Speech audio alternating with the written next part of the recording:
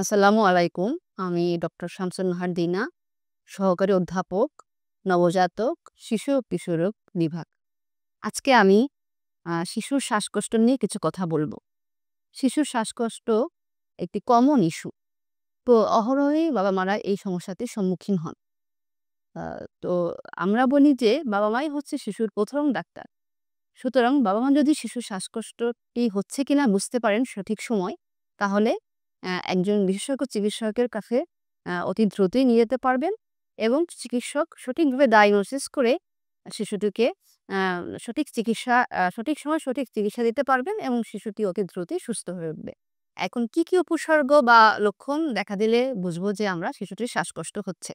বুকের ওঠানামা যদি বেড়ে যায়, প্রতিটি শ্বাসের সাথে বুকের খাঁচা যদি দেবে যায় এবং শরীরের রং যদি নীলাভ হয়ে যায়, আ নাকের উপরে চামড়া যদি আ উঠানামা করে এবং গলার নিচে যে ভাঁজ রয়েছে সেই ভাঁজগুলি যদি দেবে যায় এবং শিশুটি যদি কম খায় অথবা খাওয়া-দাওয়া একবারেই বন্ধ করে দেয় এবং নেতিয়ে পড়ে, সেক্ষেত্রে বুঝতে হবে শিশুটির শ্বাসকষ্ট হচ্ছে।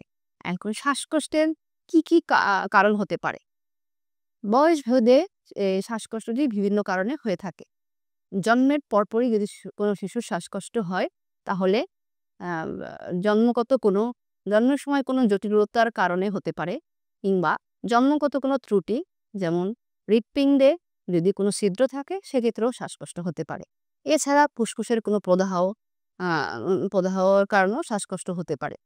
এছাড়া ডায়াফ্রাম নামক একটি পর্দা আমাদের পেট এবং বক্ষকে আলাদা করে। সেই পর্দাটি যদি জন্মগতভাবে কোনো ছিদ্র থাকে, সেক্ষেত্রে আ পেট থেকে নাড়ি-ভুড়ি আ উপরের দিকে উঠে আসবে এবং ফুসফুসকে চাপ দিবে। সেক্ষেত্রেও শিশুটির শ্বাসকষ্ট হতে পারে। এছাড়া ২ মাস বয়স থেকে ২ বছর বয়স পর্যন্ত ব্রঙ্কিওলাইটিস নামক একটি ভাইরাসজনিত রোগ আছে, যেটার কারণে খুব কমনলি শিশুদের শ্বাসকষ্ট হয়। এছাড়া ব্রঙ্কোনিউমোনিয়া বা নিউমোনিয়ার কারণেও শিশুর শ্বাসকষ্ট হতে পারে। নিউমোনিয়া যেকোনো বয়সেই হতে পারে। এছাড়া ব্রঙ্কিয়াল অ্যাজমা বা হাঁপানি নামক যে রোগটি শিশুদের হয়, সেটা সাধারণত ২ বছর পরেই হয়ে থাকে। আ এই কারণে শিশুর শ্বাসকষ্ট হতে পারে।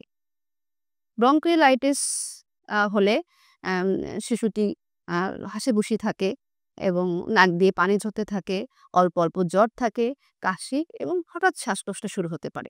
নিউমোনিয়ার ক্ষেত্রে বাচ্চারা খুব অসুস্থ হয়ে যায়। বাচ্চাটিকে দেখেই অসুস্থ মনে হয় এবং অনেক বেশি পরিমাণে জ্বর থাকতে পারে। এছাড়া কাশি এবং শ্বাসকষ্ট হতে পারে।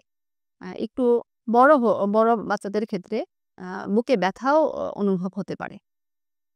ব্রঙ্কিয়াল অ্যাজমা বা হাঁপানি হলে শিশু অল্প জ্বর, কাশি এবং শ্বাসকষ্ট হবে এবং এক্ষেত্রে পরিবারের অন্য কারো হাঁপানি বা শ্বাসকষ্টের সমস্যা থাকতে পারে।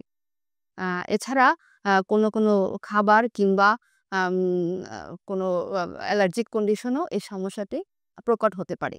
খাবারের মধ্যে যেমন গরুর মাংস, ইলিশ মাছ, চিংড়ি মাছ, বেগুন, হ্যাঁ? এগুলোতে অ্যালার্জি হতে পারে। এছাড়া বিভিন্ন কন্ডিশন, যেমন ধুলাবালিতে গেলে, আ বাড়িতে কোনো পোষা কুকুর কিংবা বিড়াল আ লালন-পালন করলে, এদের সংস্পর্শে আসলে, বাড়িতে কোনো কার্পেট ব্যবহার করলে শিশুটির অ্যালার্জি হতে পারে। এগুলোকে আমরা একসাথে বলি অ্যালার্জেন। এই অ্যালার্জেনই হচ্ছে গিয়া অ্যাজমার একটি ট্রিগার। এই ট্রিগারগুলি যদি আমরা আইডেন্টিফাই করতে পারি, তাহলেই অনেকাংশে বাচ্চাকে সিম্পটম ফ্রি রাখা যাবে।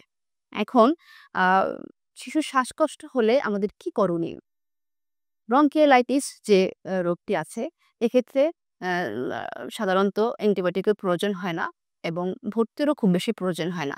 এক্ষেত্রে আমরা বাবা-মাকে বলি নাকটি পরিষ্কার করে রাখবেন এবং বাচ্চা ঠিকমতো খেতে পারে কিনা সেদিকে একটু খেয়াল রাখবেন। যদি বাচ্চার শ্বাসকষ্ট খুব বেশি হয় এবং বাচ্চার শরীরের রং যদি নীলাভ হয়ে যায় বা পরিবর্তন হয়, সেক্ষেত্রে ভর্তির প্রয়োজন পড়ে। নিউমোনিয়ার ক্ষেত্রে অধিকাংশ ক্ষেত্রেই ভর্তির প্রয়োজন পড়ে এবং অ্যান্টিবায়োটিকেরও প্রয়োজন হয়। শ্বাসকষ্ট প্রতিরোধের জন্য আমরা কি মেজার নিব? যদি bronchiolitis হয় সেক্ষেত্রে শিশুটিকে জন্মের পরপরই শাল দুধ খাওয়াতে হবে। ৬ মাস বয়স থেকে শাল দুধের পাশাপাশি ৬ মাস পর্যন্ত শুধু বুকের দুধ খাওয়াতে হবে। ৬ মাসের পর থেকে বুকের দুধের পাশাপাশি পারিবারিক খাবারে অভ্যস্ত করতে হবে। এবং যদি ইনফেক্টেড পেশেন্ট থেকে এই সুস্থ বাচ্চাটিকে দূরে রাখতে হবে। নিউমোনিয়া আ আমাদের সরকারিভাবে যে টিকাগুলি রয়েছে, সেই টিকাগুলির মধ্যেই নিউমোনিয়া টিকাও রয়েছে। আ সুতরাং যদি সরকারি টিকাগুলি সঠিক সময় সঠিকভাবে দেওয়া হয়, তাহলে নিউমোনিয়াকে আমরা অনেকাংশেই প্রিভেন্ট করতে পারব। ব্রঙ্কিয়াল অ্যাজমার ক্ষেত্রে আমি আগেই বলেছিলাম যে ট্রিগার ফ্যাক্টরগুলি আমরা আইডেন্টিফাই করতে পারি, তাহলে অনেকাংশে প্রতিরোধ করা সম্ভব হবে। এছাড়া ধুলাবালিতে কম যাওয়া, বাচ্চা বাইরে গেলে মাস্ক ব্যবহার করতে পারে। এভাবেই আমরা অ্যাজমাটাকে আ প্রতিরোধ করতে পারব। প্রতিটি বাচ্চার সুস্থতা কামনায় আজকের মতো আমি শেষ করছি।